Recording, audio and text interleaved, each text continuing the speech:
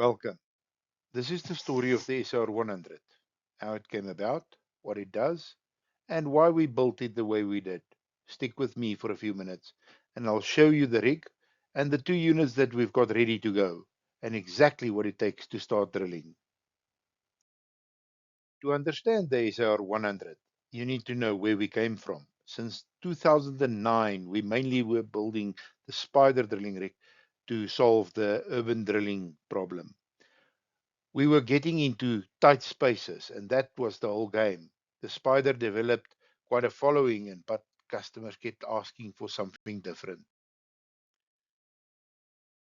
We had three big problems to solve: downforce and stability, towing related accidents, and slow positioning and setup. We needed a small truck, something that can carry the weight but is relatively small. So we put the rig on a Isuzu 500 5-tonner at first. That alone solved the three big problems: more downforce because the truck is heavier, no more worrying about a trailer, and maneuvering becomes as easy as driving. But we also got a bonus: it made the whole drilling operation faster. The rig carries 100 meters of drill rods on the deck, so no more time wasting hauling rods in and out of a yard.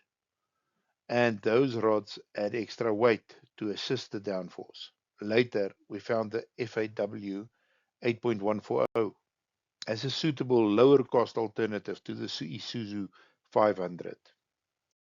Solving that problem gave us the SR 100, a truck mounted rig that does everything a trailer does, just better, faster, and more robust.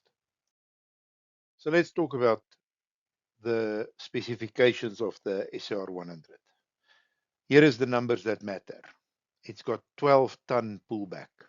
That tells you this rig can go seriously deep. It has got a 3.6 meter feed stroke, and that means that the maximum rod length that you can put in there is about 3 meter. And then it's got a massive 4,800 Newton meter of rotational torque. Mounted on this FAW 8.140 5-ton truck, compact and capable. 4 hydraulic outriggers with an 800 mm stroke, so you can level at a steep angle, and a 28 liter per minute foam pump with a 250 liter foam tank. Plenty of dust suppression for the urban area that you are going to drill in. When we designed the SR 100, the brief was simple. We wanted an affordable big rig in a small frame, something to replace a trailer. Robust, easy to operate, easy to maintain, and fast.